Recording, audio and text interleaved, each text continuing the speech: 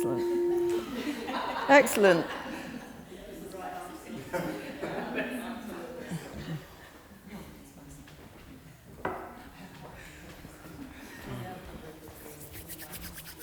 Brrr.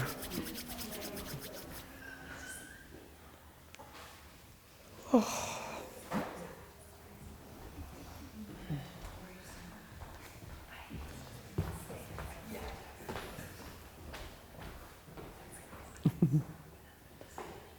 Nice glowing people here.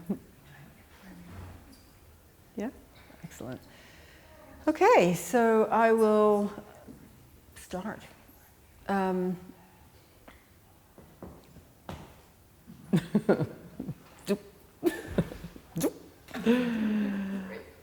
So my name is Inarra Aryane Griffyn, and I've worked as a spiritual business coach for about 10 years now. And I've had a long history, and I love the way Abby was talking about what was your top value of freedom.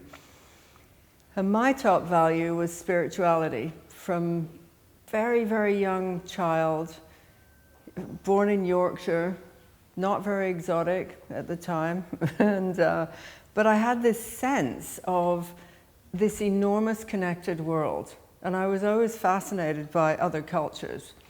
Anything that wasn't white, British, twee, localized, we were talking about this. Actually, I don't feel comfortable in those spaces, even though I am a white woman from Yorkshire. I always sought the exotic, and I was looking for, who are the people who can teach me about something to do with spirituality? And of course, I placed it as other. It was always not where I was. It was not my local people. It had to be global. And so very early on, I also had a deep experience. This was at my grandmother's place. My grandmother was my first spiritual teacher. Her name was Ida. And Grandma Ida gave me permission to be as wild and wacky and everything else that I am. I have a mum who is a doctor. And so Grandma Ida's gene pool actually missed my mother and went straight to me. So it was like the grandmother-granddaughter relationship, And so there was this moment when I was 9 and I went down to the bottom of her garden, and it was summer in Yorkshire, a rare and beautiful thing because the stars were out. And I cannot even describe what happens, but I had this sense of universal connection.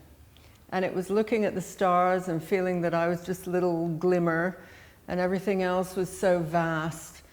And when I went to explain that to her, I remember the conversation. She gave me ingredients of my pathway. She said, there are people who are healers and witches, and they dance on the moors naked, and they heal people with milk, and you are one of them. And I went, these are my people, like at 9. Whatever that means. It's exotic. It's not ordinary life in Yorkshire. I want that. And so it was permission to really go on this journey. And then I would also say that both of my parents are adventurers. So my father is this immense traveler. He's worked with Indigenous First Nation people for years. He's an environmentalist. He's like a world-class brain. And he also gave me permission. He was the father who never saw, like I've never had that thing of feeling like I couldn't speak up, I'm not seen. He sees people as people. And at the age of 84 now, he's surrounded by, it is extraordinary walking into his living room. He's got a woman from Zimbabwe who's one of his best friends, about 40 years younger than him, another one from Haiti, then he's got First Nation people who are his friends, and then a few locals as well. But he's an extraordinary being because he attracts these exotic other people. So I've had permission in different ways to really step out of my comfort zone in the little small area of Yorkshire that I lived in, and to go travel the world, seeking the healers of the world, And first level for me is the spiritual. And so when I stepped into London, I left Canada. My parents emigrated to Canada. And, you know, when I finished university, I was like, I went on a holiday and I just never went back because I felt that Canada was not my land. It was this, again, this feeling of like, this isn't it. For me to flourish, to be as big as I am, I need to be in the right community with the right healer witch people to feel myself like connected on a universal stage as well. And it wasn't Canada. And strangely enough, it's like who I do relate to out there is First Nation people.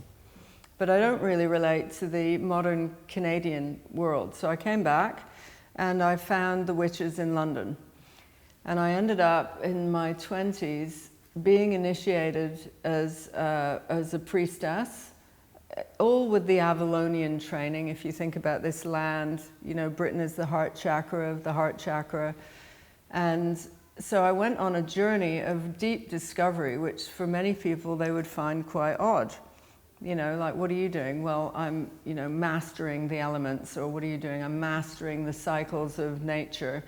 And all of that I supported. In those days, I was a photographer, and I was a photographer for 20 years professionally. And then at the end of that 20 years, with all around about that time, I also became a high priestess, and that means something else. That doesn't mean higher than thou. It doesn't mean anything like that. It just means that I went on the second degree journey. First degree is when you're a student, and you can stay in that position, bless you, for the rest of your life. You can be the student, you can be in that system, mothered, looked after by the elders. But if you feel it in your blood and guts to go out and become a teacher, then you follow the second degree, and the second degree is a much tougher path. Actually, it's the masculine. The first one is the feminine, and so you learn all about the feminine ways and the mysteries. The second one is mastery, and that's the masculine. And when you follow that through, it's supposed to be a bit lonely, it's supposed to be a bit harsher, but you're doing it because you want to be a teacher. And why do you want to be a teacher? Because you want to be of service. And so at the point when I'd finished all of that and I'd become a high priestess and I'd started initiating people in my own right with zero interest whatsoever in business, zero, like none, I was a hippie who would smoke a joint and go take photographs in India and all of that. That was me. And that was as much as the transaction involved. It was like, I need to gather these witchy people around the world and go learn from them and study. But the transaction, you could pay me with some weed and I would do anything, right? It was like, I was like, that's okay. I don't need money. Money isn't really relevant to me. And then I came to a place where I had this deep sense that there was an ending of a cycle.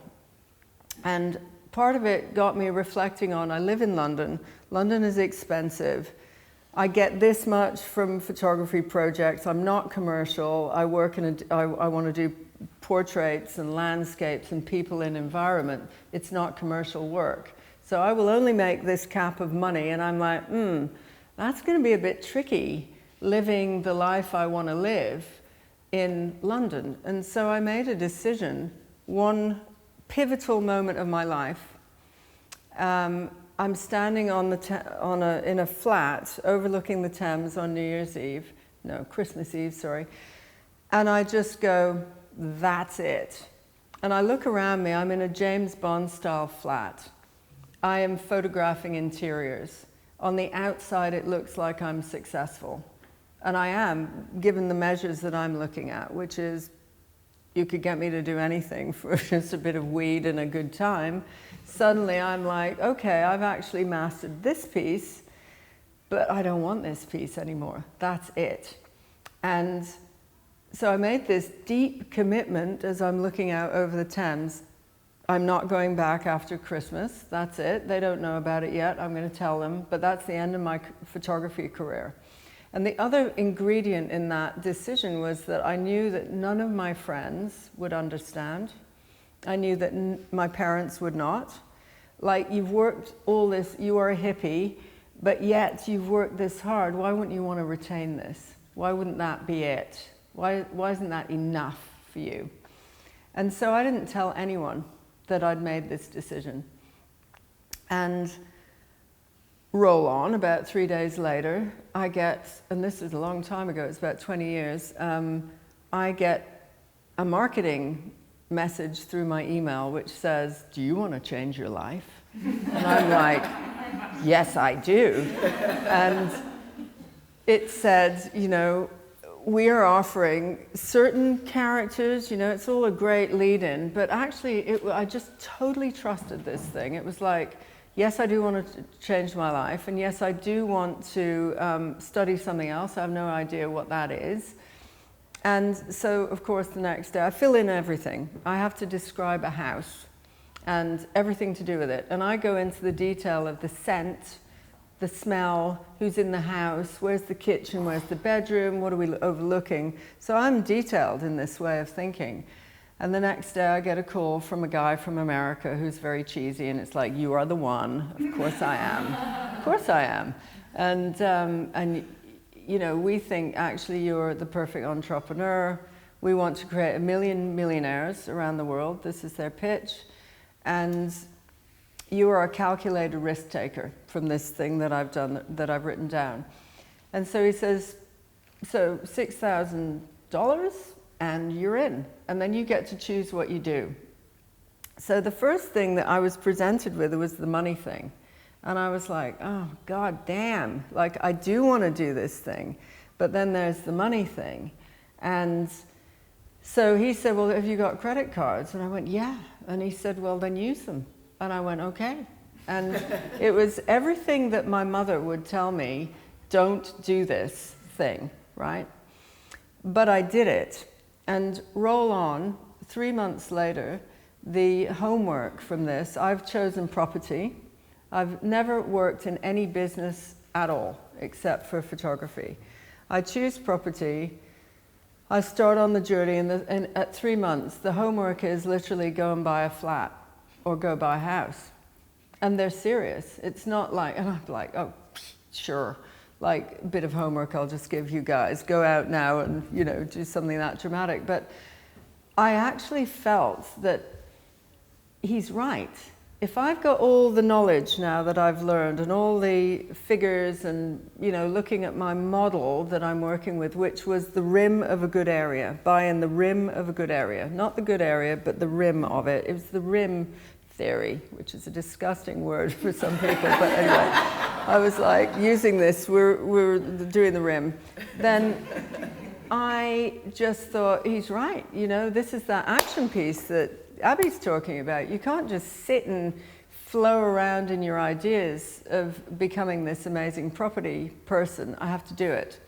So I did. I went and bought a flat, and then I would renovate them, take the money out, buy another. I did this for a few times and then invited my friend Adea into it, and we developed this business. And over 12 years, got it up to 10 million. And the thread of this right here is that in itself could be the ingredients of the making of all of you, right? Just that little story that you've got. The decision of making it on your own. The decision of doing it against the grain, not telling anybody, following it through. And I was using all of my spiritual teaching on this, of the 2nd degree path of initiation. Expect it to be uncomfortable. Expect it to be like you have to rely on yourself. There's nobody else who's going to help you out of that. You've got to make decisions. And then the piece that is the pièce de résistance, of course, is the daring. And this is really what I want to talk to you about today, is the daring piece. Because after all of this, so did very well, then got hit by the 2008 economic crash, which destroyed so many people I knew who were in property, but we managed to kind of navigate through it. And then I thought, that's the end of that cycle. I'm now going to move into something else. So I did a lot of retreats. I ended up running a yoga festival at a certain point. And these changes and these turns that I get, rather than being a role model in one thing, this is me, you know, I meet so many younger women who, they're like, I want to be this, all these things.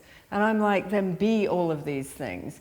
But learn to plant in the right season, at the right time. Find the timing of the spiral as it's moving up, and don't try and do it all at once. Become quite clever in the way that you're going to position yourself and place yourself.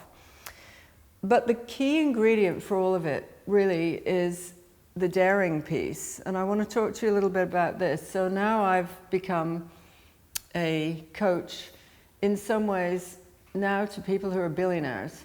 And I mentioned that yesterday because I want you to get my journey of where I don't see people for money. I'm not interested in them for money. I can sit with beggars on the street in India and have amazing interactions and see them as the fully huge people that they are. And then there's this other thing which my family would have probably looked down on people with money, actually. Money is the root of all evil. You know, the billionaires are the ones causing all the problems. So at a certain other point in my life, I was doing an ayahuasca retreat, and I was in the middle. I've done many. I've done a lot of ceremonies in my life. You know, it's sort of, this is me. From the foot down, it's moccasins and ceremony, and from the upper part, it's the business bit. When I have collided these two worlds of spirituality and business, I realized that we have to deconstruct a lot of those ideas for ourselves of what we think business is. And for me, I was like this traveling, roaming, hippie, spiritual wise woman witch, entering the world of big business, and with a family history that said, oh, all rich people are assholes, basically. My father is just classic about that. All the damage and destruction comes from, you know, corporations who are destroying things. And so I've had to really pivot and shift that opinion to see people are people.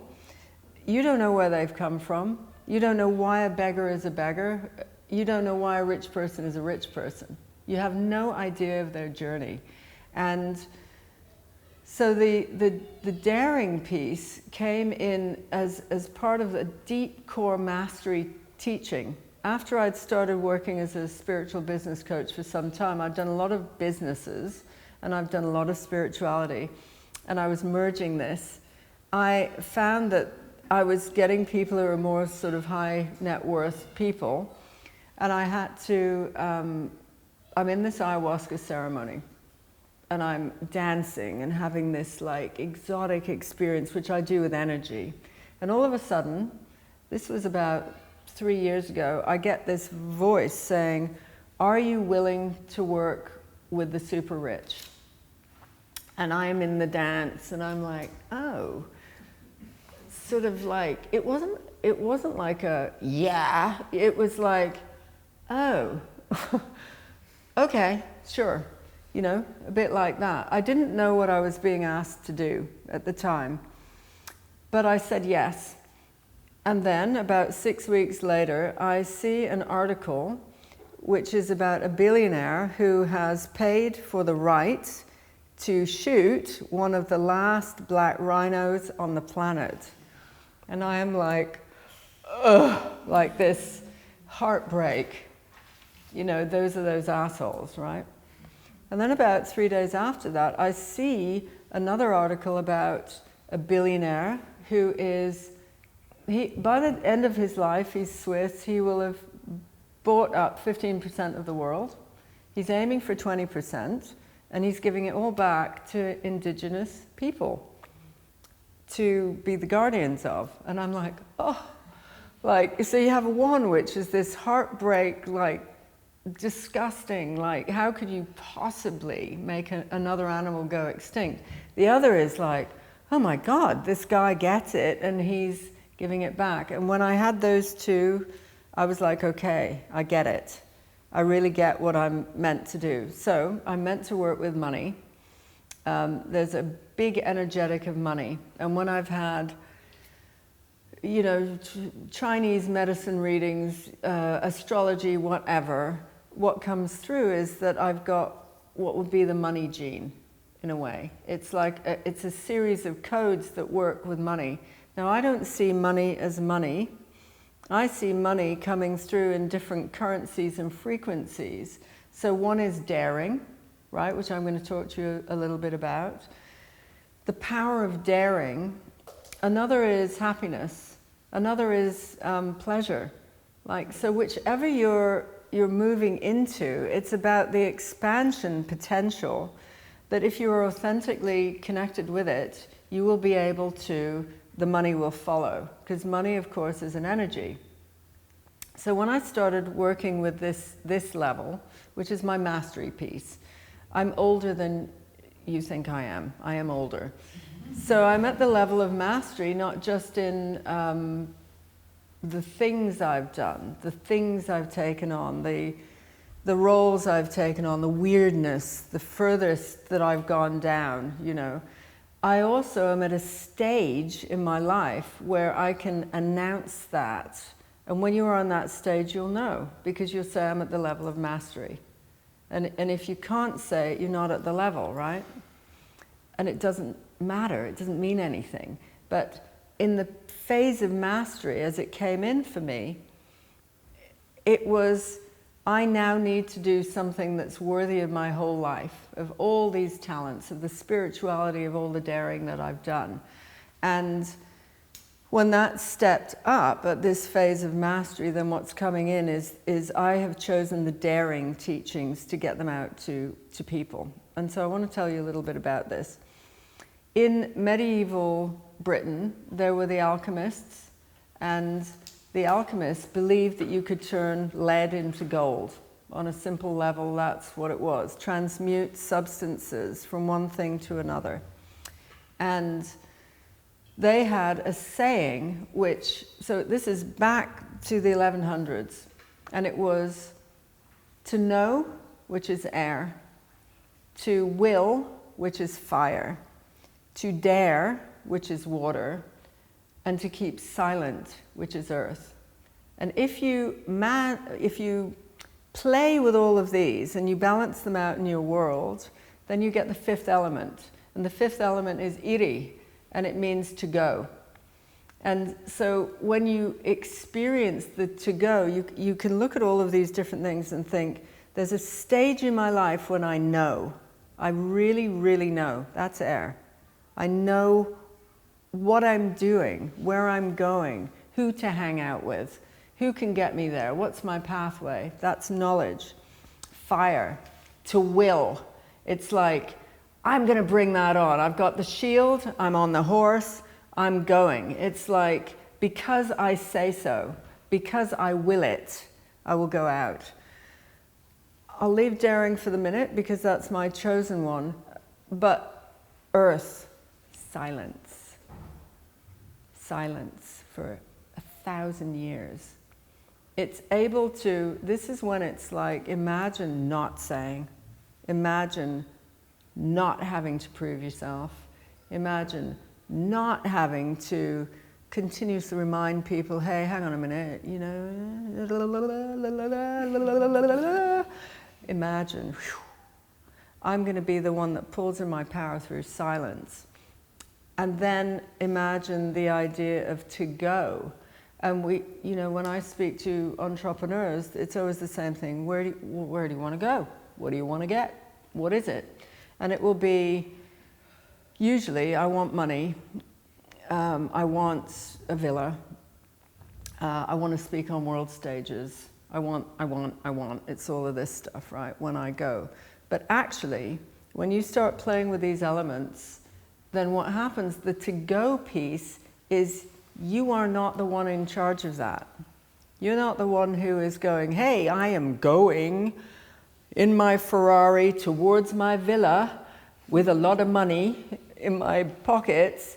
The go is something else. It's the transmutation of energetics itself so that you become the frequency of anything is possible, right? And So taking it back to daring, I started looking at what are the ingredients of my life, at the energetic of mastery that is taking me where I go. And it has really been with the water element, you know.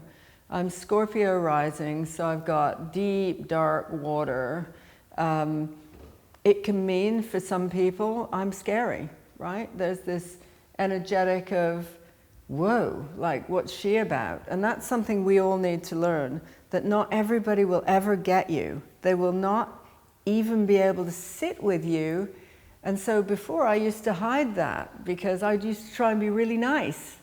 Like me, love me, you know, and get in my world. And now I'm like, there's just this authentic piece, which is like, if you like me, great. If you don't, fine. It doesn't matter. I'm not held back by you. I'm actually on the daring game. And the daring, when you think about the language of this, daring is the language of water. So when I now speak about what I do with people, it's a one sentence. I help you navigate through daring waters. That's it. I no longer work with people over long periods of time. I told you that because I had this sense that actually to build the business and the vision is something. I don't like using the word hard work because it's an old energetic, right? But it takes something.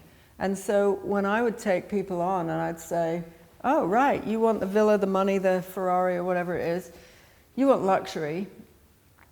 That takes something if you were not born into it.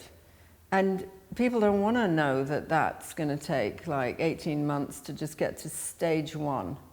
They're thinking, hey, I want the quick fix. What are the answers? How do we, you know, step into this thing? And so what I've learned is that it's shorter times. One season is the season that I want to work with people now. In a short, potent, navigating you through the waters of daring. And think of the pieces of language to do with water. You will go through rapids. You might even go down a waterfall. You could even stand under the waterfall, allowing the drumming of the water to strip you back raw because you need to let go of so much. You plunge underwater. There are fathoms that you don't fathom. There's fear to do with the ocean. And it's very much to do with the feminine. It's associated, I'm working with the West is the ocean. People are afraid of the ocean and what goes on beneath it. And all of that is what daring is. All of that. It's to imagine stepping out and you have a little canoe and you're going to go out over that ocean and you don't know how high the waves are going to be. You don't know, like, there is no solid ground. It's like you're like this all the time. One of the most terrifying experiences of my life was in Greece, and there was a nudist colony up the way that I wanted to go to. It was like, hey, the naked people were calling. And we couldn't get out because of the sea, right? It was always too scary to go. So on about the 6th day, and I'm there for maybe 10 days, I'm like, I really want to go up I've forgotten the word, up the coast. I really want to go up the coast to this place. And I go down onto the pier, and there is a guy who I called Black Poseidon. He was all dressed in black with his cowboy boots, and he had long hair and a big beard, and he was grizzly, and he would do this. He's quite grizzly, Black Poseidon. And he was stern, and we would go, can we go on the boat yet? And he was like, no. And then he'd go like this. And so finally he goes, okay, we go now. And so me and my friend go, oh my God, okay, amazing. And some other people who want to go on this little boat, they go and they bring a baby, like a toddler, and there's a couple, and there's me and this friend, and we get on this boat. Hello, welcome. And welcome. We get on this boat, and he says, it will seem, clear, but once you go out, it is going to be wavy. And I'm like, okay, thanks for the tip, Dark Poseidon. But he didn't mean wavy. He meant like you go out. I'm like, what's the problem? No big deal. It's so calm, great. We're going up to the nudist place. And then we hit boom like this. And I'm talking waves as higher than this ceiling. And we're on this tiny boat. There is nothing, there's hardly, the edge is that high. It's a little local fishing boat. And my friend, I see she embeds her nails in something that's like a crack, like that. We are thrown side to side. I'm like, oh my God, I'm gonna die. Like, I really feel that. The toddler is being, pulled back. It goes, the parents are like clinging on, and this is no longer fun at all. And we had an hour of that, and I just thought, I had to muster everything to just stay there, because I just thought, time, I'm gonna die. But guess where I got to go? To the nudist beach. We were like wrecks when we got off that, and my friend and I said, we're not going on a boat ever again. It was like, ah! And we're gonna walk back, which was hours, which is what we did because we were so scared. But that's the energy of daring, right? When you feel this, oh, there's something you really want to go and do, and there's some limitation around it, and you've got to be the one that goes, you know what, despite all these warnings, Black Poseidon, you still want to do it. And it then may not even feel good. There may be all of this other stuff that comes in, and that in a nutshell has been like the rise of my business. It's been, there were times Abby and I met in a mastermind, and it was hilarious because recently I've calculated the amount of money that I've spent on my business, and it's about £350,000. Absolutely, every time I did it, I would have this moment of like, oh my God, am I really paying this to do this thing? And then it's like, yes, I am, because my thing is money. I've come from a background which doesn't respect money. I've had to work with money. But the two other energetics that you'll get is I'm not good enough, which is what Abby talked about, the imposter syndrome. I haven't had much of that. I've had, oh my God, how do I deal with the money, to get to the money, to deal with these people who've got a lot of money. It's been that. And then the final one will be time, which is Nina, because I've worked with Nina. And Nina often is crushed for time, hardly has any time. So when you think about where you're at in whatever you're doing, one of those will apply to you. One will maybe be a bit more than the other, but I guarantee you it will be just those three things. It will be, have I got enough money? Or how do I handle the money?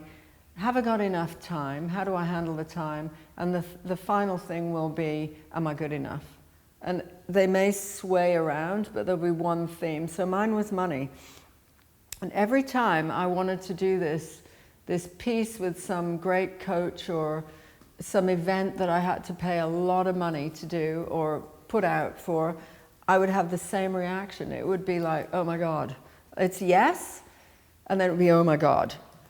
And then I have to go through this whole meticulous, like, I'd feel sick, it would be like, and then I go yes. So that's my mechanism now. I know it's yes, then yes, again. And that's what, in a way, you're going to be asked to do. It's not like, yes, oh, I feel great, superb, let's go. It's often the yes that you're feeling right at the beginning is the daring piece. That's the bit that like, yeah, I want to be on stage. Yeah, I want to have a villa. Yeah, I want some luxury. And then immediately after, you'll have the cultural conditioning, the family conditioning, the ancestral conditioning, I was bullied in school stuff will come out. The next pile will be there. And you have to let it do its thing. And then you go, yes. So if you're doing this kind of, it might be the timing that's the problem for you. It's not right time. It's not right time. Those things will make you step back from the greatest adventure ever. So will money, and so will, oh, you know what, I don't quite fit into this group, I'm gonna step out. And it's developing this power to go, yes to the journey, know that that could be a hideous blast of a ride, right?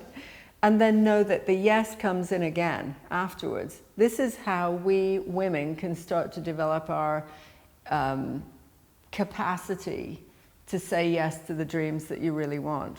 Not to think that, hey, a yes is going to be woohoo, party. Not at all. And some of that myth making of people who make it look effortless, it's not true. It's not hard work either. That's a different paradigm. It's the hard work of the working class. Hard work is good work. It's going to make you have a spine. You're going to be a good person. None of that. But it's like really getting that what will get you through is the daring. Like, I'm the daring fairy. I'm the one. You're the one.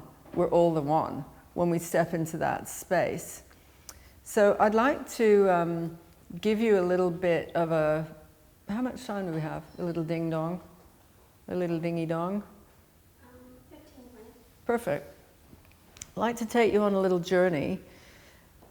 And right now, what would be great in the present day, in this world of, you know, being here in reality, is to just think to yourself, if I could, what would I dare to do? Because what I love about the energy of daring is it's got curiosity, it's got fun, it's playful. So what I would love to dare is to kiss this guy who keeps showing up in my life, and I'm always a bit like, ooh, he's too young. She knows the one. But I'd love to just, you know, I would love to do that. That's my daring piece right now. So just think, is there anything that you would dare to do, even if it's like that? Not necessarily the biggest build that you want to do, but what's the edge? And does everybody have something like that in their mind? And then I'd like to ask you a medium daring. What would be a medium daring? So for me, a medium daring would be, I would like to appear on like a lot of podcasts. I would like to put now the daring bit is not that I have no problem public speaking, but for me, we're getting into how much time, so that can be a slight drain sometimes on my energy. So when I say medium daring, I want to get on podcasts that really shit hot blast me to the stars, like that. Not average, you know. So I want to get into the juice of podcasts. So have a think about what's a medium daring thing for you. One up from the I want to kiss that gorgeous man. So the first was the mini daring. The mini daring, yeah. The first one. Now we're stepping it up. Yeah, and we're just looking at a medium daring thing. That might be more to do with your business or your visibility or your, you know, where you're taking yourself on. Are you clear on what a medium daring thing might be in general? Yes? Yep. Okay, great.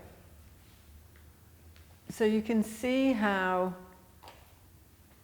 in one example, it's totally personal to me. Like the kissing of the guy, it's totally personal.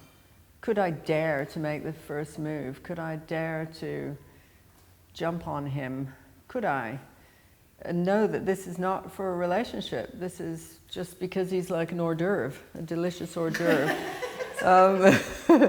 Who is, and we are really good friends, but I'd love to just, woof, you know, and that is, I can feel all the restraint that I don't do that, right, all the don't doing.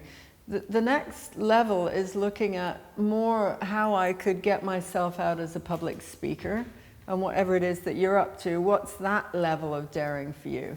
And for me, it would probably be at that point to say to some major podcasters, hey, you want to hear from me. You want to get me on your podcast. So once you're clear on that, I want to take you on a little journey. And so shut your eyes. Allow yourself to sink down, become heavy, as comfortable as you can be. If you need to lie down, please do.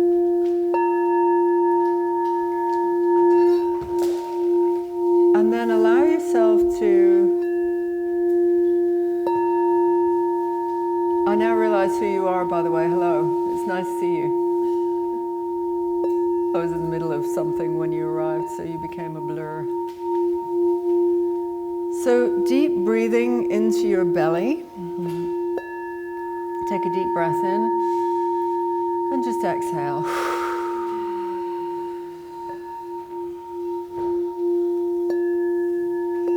And then for those who were at the ceremony the other day, I'm going to do a bit of a breathing technique with you. So you're breathing into your belly, and then side ribs, and then back, and then upper chest, and then sip, and sip, and hold for as long as you can.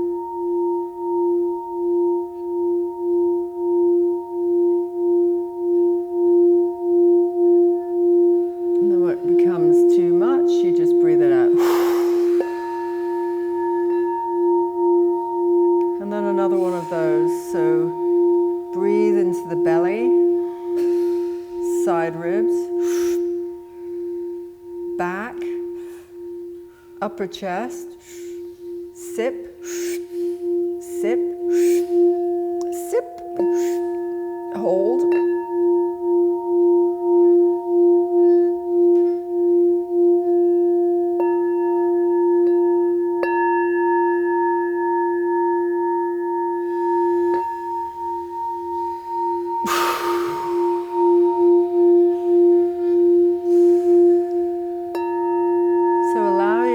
To go to a beautiful place in nature.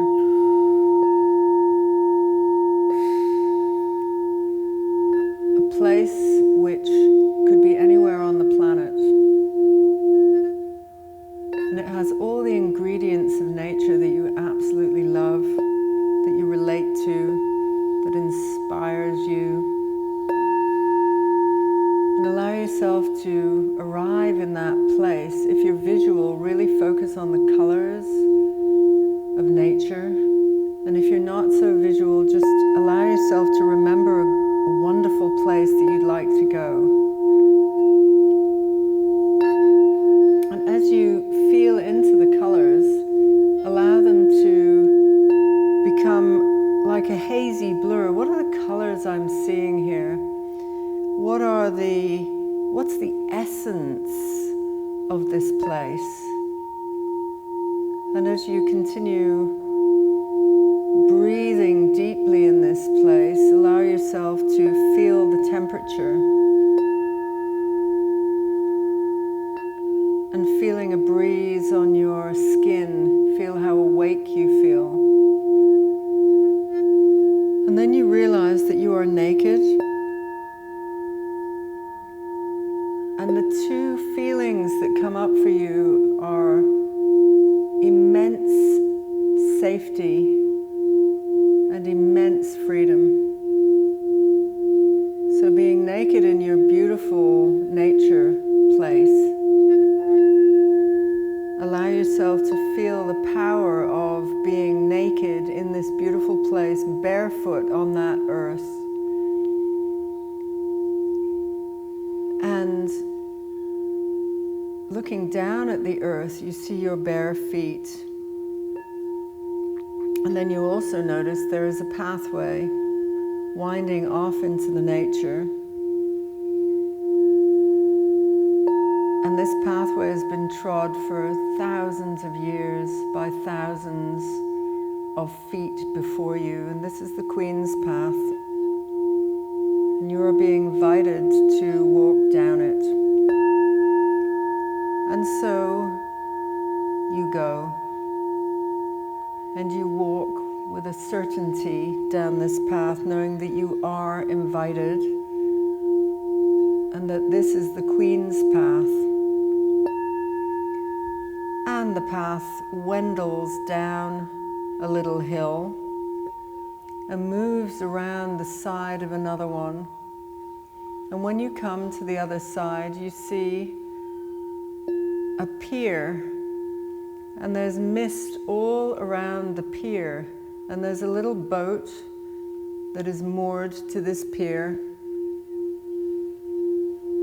and you have an instruction inside you, which is to get into the boat, untie it, and allow the boat to float. And it floats through the mist, and you cannot see up ahead.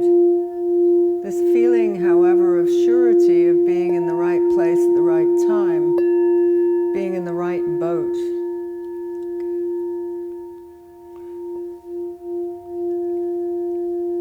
So feel yourself being guided by the current, and it becomes very pleasurable. It feels warm, and this mist, the dampness, the dewdrops that form on your face feels refreshing and cleansing. And the boat starts to speed up, and you feel like you're changing direction quite sharply, moving to the left. The boat veers over to one side, and you feel pulled by a very different current. And this current is strong and forceful. And instead of sitting up, you sit down. You lean down into the boat, and you hold to the sides as you're pulled forth into the mist. Gradually, you feel the water beneath you changing from what felt like a vast ocean into a river. And you feel like you're being pulled at speed into quite a wavy river, moving side to side. But you're feeling more confident and quite excited. And as you sit more upright in the boat, you're enjoying the ride. This is fast. And you're even feeling the thrill of adventure as you're going through these rapids. The rapids which start by causing you to move side to side, but then actually causing the boat to move, spin around, turn around, then go forward and back. After a while, you feel that you have been spun and you are actually moving backwards at great speed over great waves. And yet deep within you, you feel there is this anchoring feeling of just allowing the boat to go wherever it is. And again, this feeling of safety and freedom. Your hair is unraveled, you are spinning around, you're blowing side to side. And gradually you notice that as the mist starts to drift away, you can see very clearly where you are going. You're in a river. It's quite a large river, and you are going at high speed backwards. You see some animal guardian spirits on the side of the river who are wishing you well on the journey. So as you look now to the right, notice which animals are there rooting you on your journey.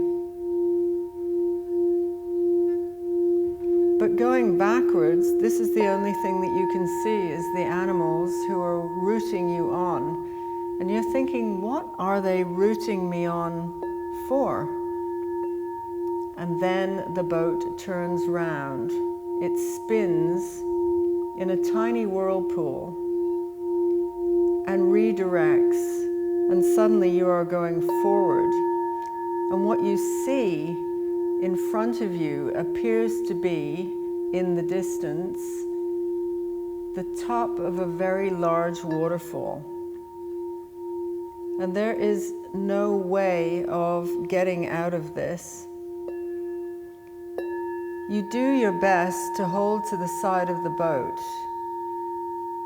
But in your mind, you're being drawn to have pure intention and to feel that there is no way out of this. You are going to go over, but you're going to have the biggest possible intention for yourself. That even not knowing what's going to happen to you, your energetic and your spark of life is so big that you are going to be remembered for this. So tap into, what are you going to be remembered for? And you imagine that it is the last day on earth, and it's been a beautiful life. You're able to tap in, did I have any regrets? And you're able to connect in deeply with, I was known for, I managed to live a life of such depth, of such daring, and I am the master of, and I am known for. And when you get that insight of who am I as I plunge over this enormous waterfall, willingly, I went on that journey. You now raise your arms above your head as you sit deep in the boat, anchoring yourself, but your arms are up and you are flying forward. And then you go over the edge and you feel this sensation of stomach leaving as you deep dive as if on a roller coaster. There's a moment of that, oh, woo, as you go over. And then a sudden sense of being held, suspended, timeless, in this beautiful energetic of falling, of letting go, and breathing in the let go. Breathe in the let go. Experiencing this fragment, this moment of energy, which is allowing you to fall, free fall, fall out, fall down, falling.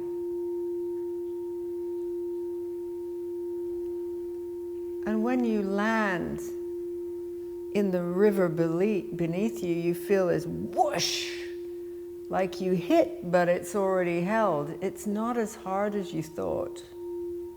The buoyancy of the water pushes you back up. And you suddenly find yourself right.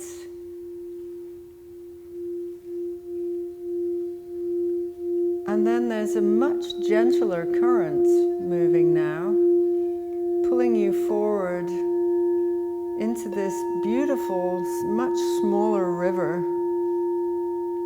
The animals have raced all the way down to greet you, and you look to the side and see your animal spirit helpers cheering you on, like you made it, you did it. And you're able now to think, whoa, what was I known for? And now, what am I going to do? What do I dare to do? What's the energetics pulling me in this current? So imagine you have 3 daring wishes. Imagine the smallest little daring bit. I'm going to kiss that guy. Yes, I am. And then think of the next one. I'm going to go and tell podcasters that I'm worth listening to. Breathe that in.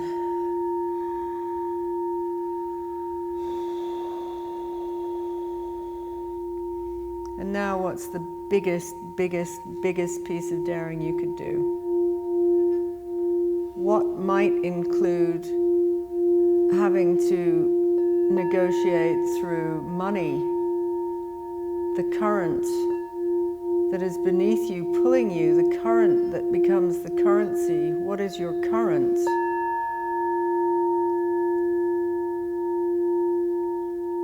And then, what if I had to give time to this? What if it takes time? What if it takes years? What if that's okay, that it takes years? And then what if I have to be good enough? Oh, I am good enough. I am so good enough. I'm the only one there is. I am the one. And gradually your boat finds its way and shores itself. It just rides up gently onto shore. And as you step out of the boat, greeted by your animal helpers, you have this certainty of the daring. I'm the one. I am that one.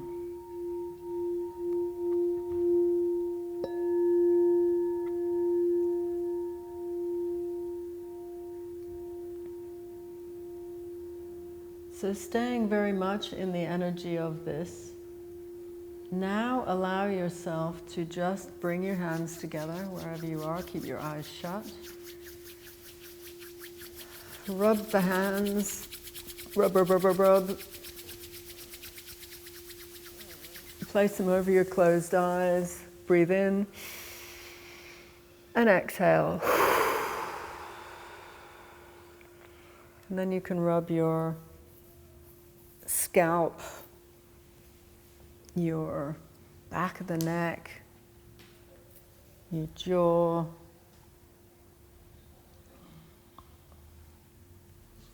your chest, your heart, your belly.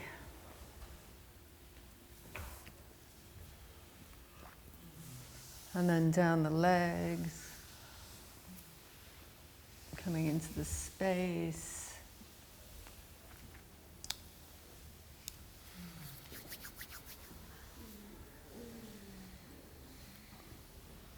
Awakening.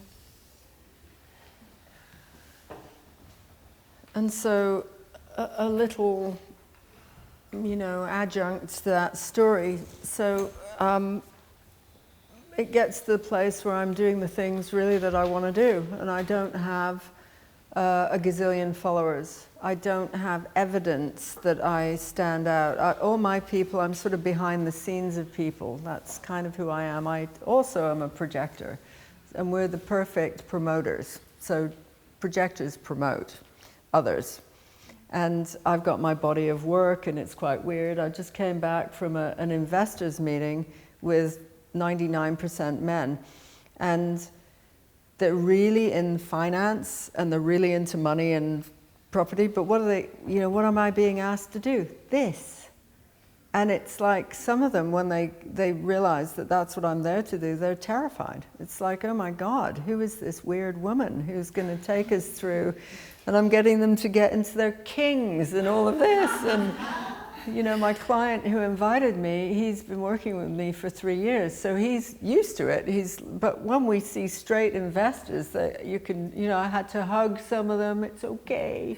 It's okay. You can. And I said, and if you feel embarrassed, it's all right, because I'm so not embarrassed, and you can feel the weirdness. But this is the kind of way that my work has ended up being, that all those things that I thought I couldn't be, or, you know, it was inappropriate. How could I be with heads of banks with tattoos on my fingers? That was a big trip I went through. I used to have meetings like this.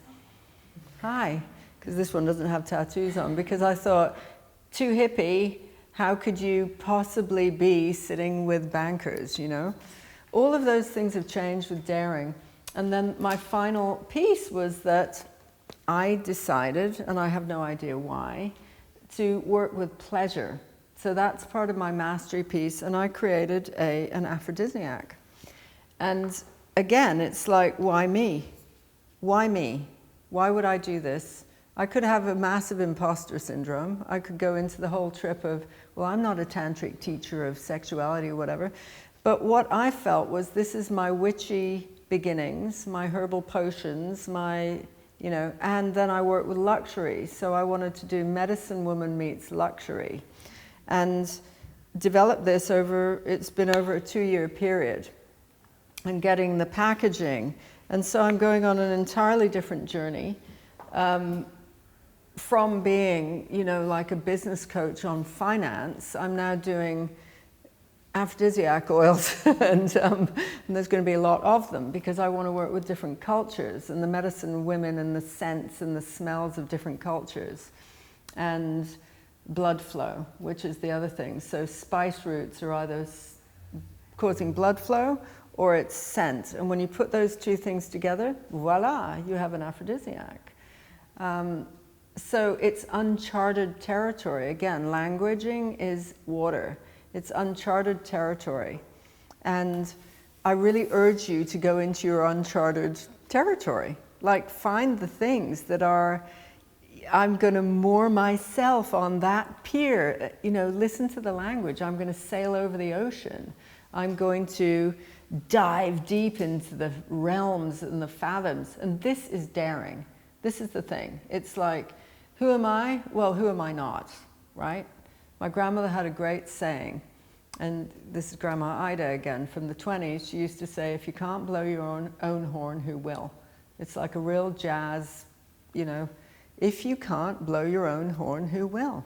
So blow your own horn, right? Blow it. My dad used to say, if you don't tickle yourself, nobody else will. Yeah. So he's not like that at all. He never talks about anything sensual. any tickly sensation. So before we close, it would be really nice for some people to just say, what do you dare? I dare to kiss Leo next time I see him. I hold myself to it.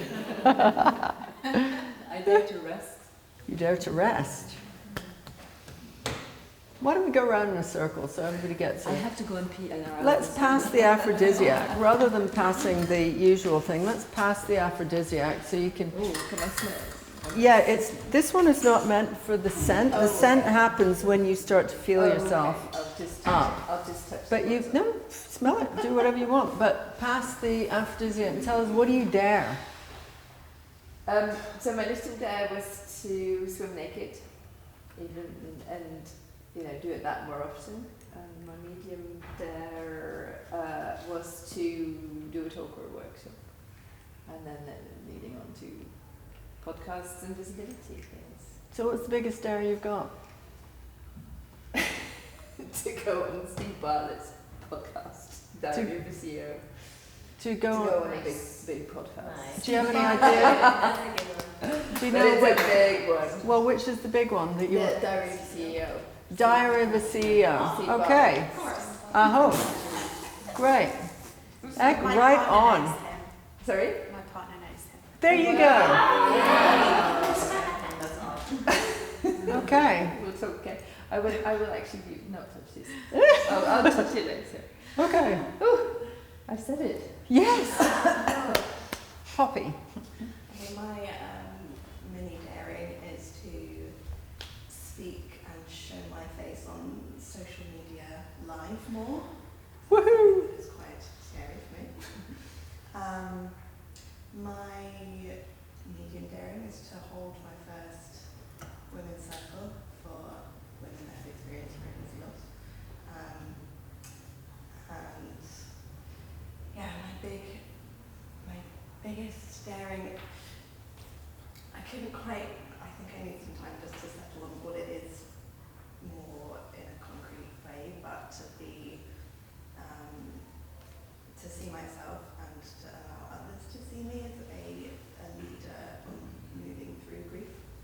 Great. Thank you. Fabulous. You are a leader on moving through grief. Yes, I am. Yes, you are.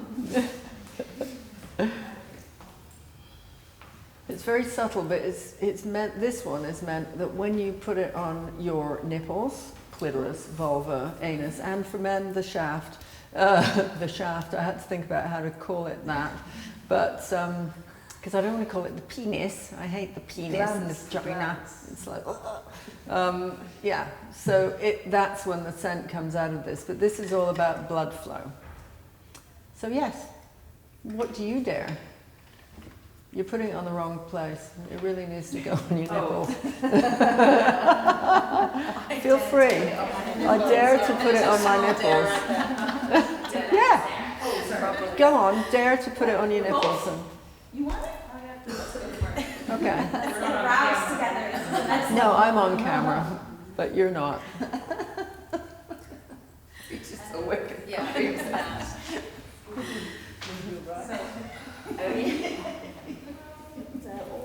was quite hard to come to the mini daring because I feel like I'm in the stage of a lot of big darings are gonna have to happen. I guess maybe a mini daring would be again dressing up more. I feel like a lot of my identity has been like fashion and being playful, and COVID hasn't helped. Working from home hasn't helped to do to just put on whatever whenever I want. So kind of getting out of that comfort zone and just being fabulous every day.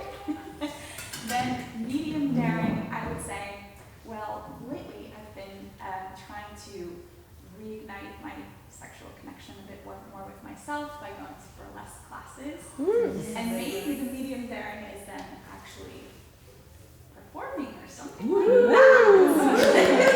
I can see that. Because it's actually, it's interesting. Like, naturally I've been a sexual person and very comfortable, but then I went into relationships where that got suppressed and shamed, and now I'm back to the place where that's not happening, but I kind of need to find that light back, so I'm going in those areas, so that could be really fun. And also sisterhood, like the energy is so, it's not for anyone, it's just fun together. Great. So medium daring, and then big daring is I've shared before a little bit, but I guess like owning the fact like, okay, now I'm gonna be a leader in my own business and just adopt that identity and not be scared to say it and not feeling like, oh, that's so cringy, because that's how I just look at like, am I really like, yeah, let's just. So you're going to be a leader in your own business? Yeah, just saying finally, okay, I'm going to start a business.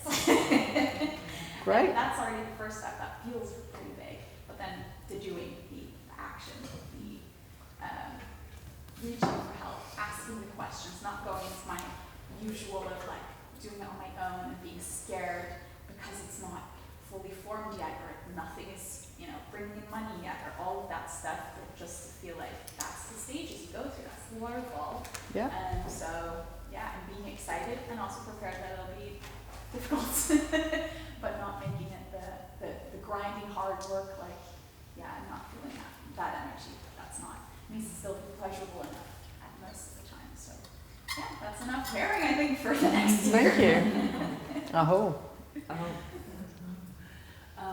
I was thinking I don't have a small daring, but actually I would steal Olivia's style and expressing myself more through style after having my baby. I got stuck in a mom outfit rut, and I'm ready to play with color, with myself. Yes, it definitely inspires her.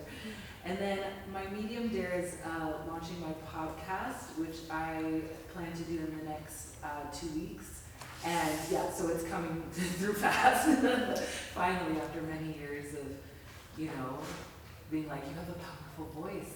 But I was like, but I'm not ready yet, but not yet. And when the time is right, and the time is right now. And then my big daring right now is I know that in 3 years I'm going to host a global conference for cosmic explorers. And I just can't wait to make that happen. It's going to be big, it's going to be amazing. And it feels so out of touch, but also present. So that is my big daring. Woo! Yes. Aho.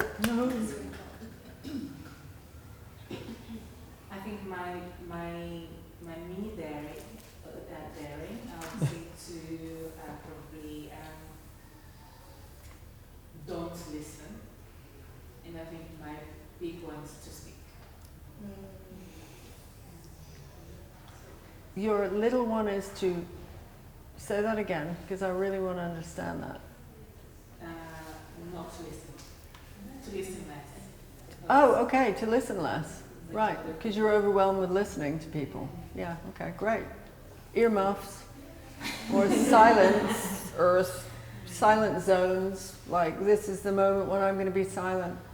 Yeah, fabulous. And then to speak. Aho.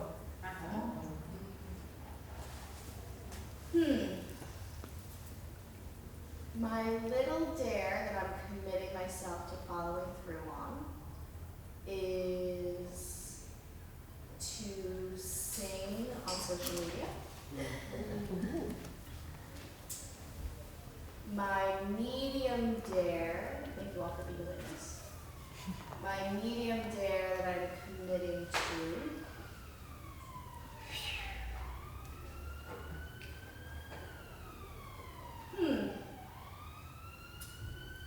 I don't know, it's unfolding, and as I feel people are starting to know, like, I live in such trust of just like God's plan. I don't know exactly what it is, but there's something coming that I'm gonna know it's the medium dare when it arrives in dating world intimacy. There's someone coming that's going to be a medium dare for me to arrive to. So I'm committed to when I see the opportunity to lean into it. And the big dare is to continue to allow whatever God's doing right now and putting me in the places and all the things, just like the level of visibility and exposure and impact that's starting to like cascade, to just stay open to receive it and like let it happen. Aho.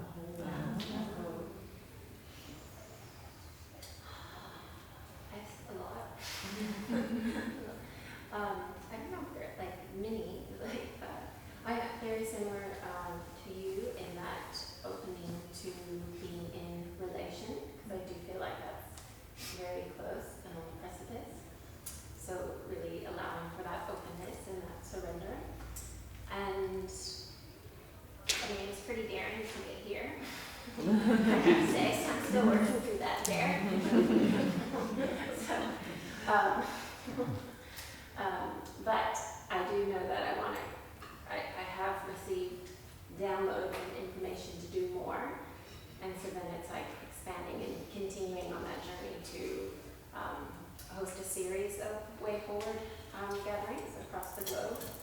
So continuing that, and then another, I guess this is more medium-ish, is, I guess I really am good at promoting other people and bringing everyone else together, but then I don't really talk about myself. I like to promote, yeah, I'm amazing, you're amazing. So then it's like, okay, now it's time to promote me and to not just be behind the scenes. I mean, I'm at the front, but I'm kind of behind the scenes, bringing people together. No, now it's time for me, so that I have a lot to say. I can mentor people, I can take people on a journey, I can teach people a lot. So that's my next. And charging for it. And charging for it. Aho.